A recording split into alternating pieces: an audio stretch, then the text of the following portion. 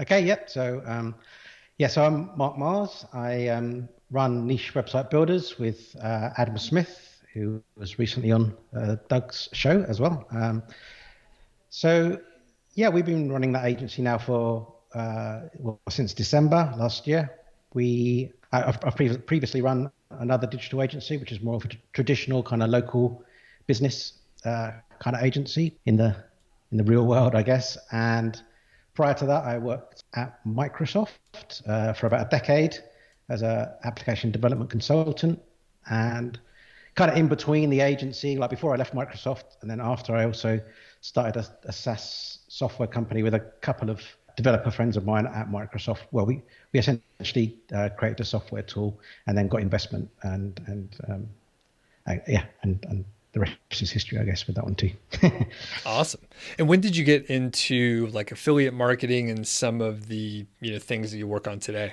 I ran a digital marketing agency for local businesses in and around where I'm in the UK for 7 or 8 years, and I've been doing SEO for around 5 years, longer than that, just on a kind of side job, I guess, from Microsoft, like friends and family, but never really kind of start ranking my own sites, and you always do it for other people, and I'd never even really considered doing it for myself.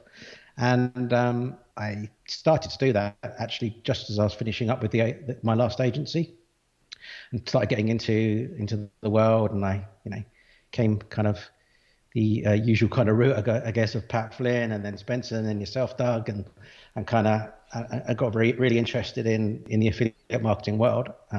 So I guess that was kind of 3 or 4 years ago now, and so I've been going headlong into that. So I did some consultancy for a while between my last agency and this agency for SEO agencies, and in the meantime, in the background, I was kind of building my own affiliate marketing portfolio as well. Cool. And did you build your sites from scratch or did you acquire them? What was your route? Yeah, always from scratch. So the opposite to Adam. So Adam, yeah, he's only ever bought. He's never done from scratch, and I've only ever done from scratch and not Okay. bought. So that's not true, actually. I have bought a couple, but they're in like really early days. So I guess when I started for the first couple of years, they were just from scratch, and then more recently, I have bought some smaller sites. Um, but yeah, so yeah, generally, and generally, I've been working with a new domain rather than an expired domain, which is much more what we're into now, and what we like to focus on for both our own portfolios, but for our clients as well.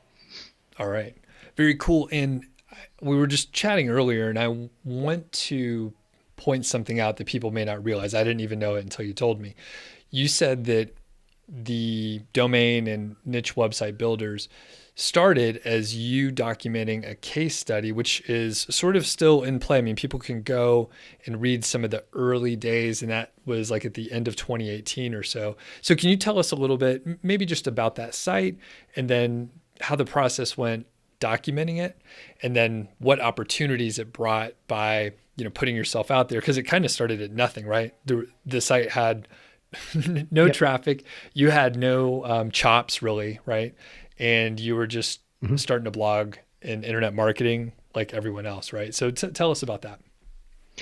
Yeah. So yeah, I mean, niche website builders was, I guess, originally the blog. I gave them the case study and the name Niche Empire Project, which, and really it was just for me to kind of, I wanted to document my story along the way, but for me really, so it's very easy to just carry on and not really track what you're doing, and just get kind of lost. Well, not lost, but if you're not tracking what you're doing, then you can forget what you've done and what was successful. And I kind of wanted to do that anyway. So I wanted to kind of track my earnings, track what the changes that I made, and I figured that, hey, I could make it a blog, because for me, like when I started getting into it and I started following some of the influencers in space, I started signing up to the Facebook groups, and the case studies were always most interesting to me, and I think a lot of people feel that way, that they're the real stories that people can relate to and kind of can see that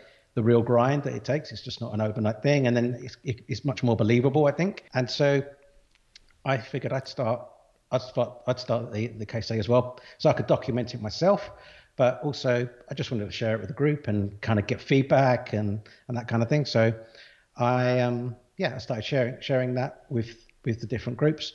I also started a Facebook group as well at the same time, to just for people to follow along. So if they just wanted to see updates from me, then I started the Facebook group.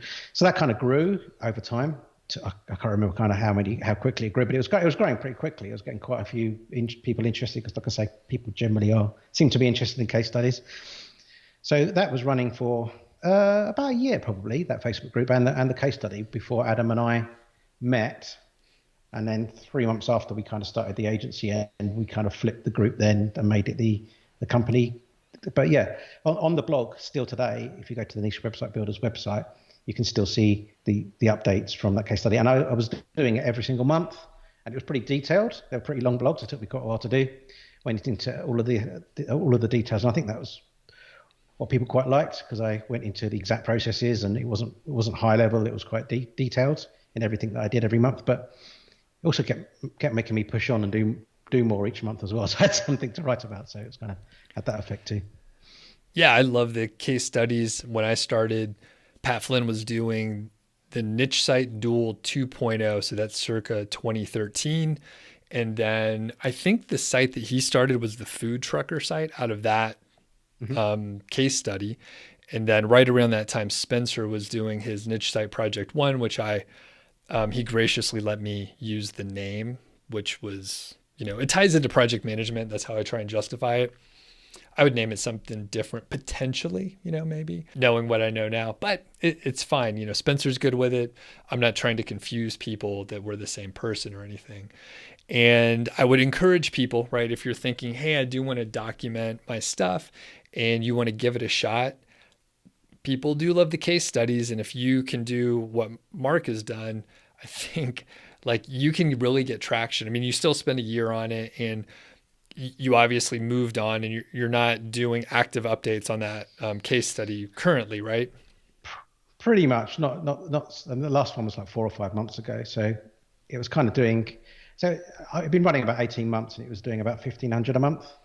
I mean, the good thing about this site as well is that about 50% of the traffic comes from Pinterest as well. So that's 50% organic from Google, 50% from Pinterest.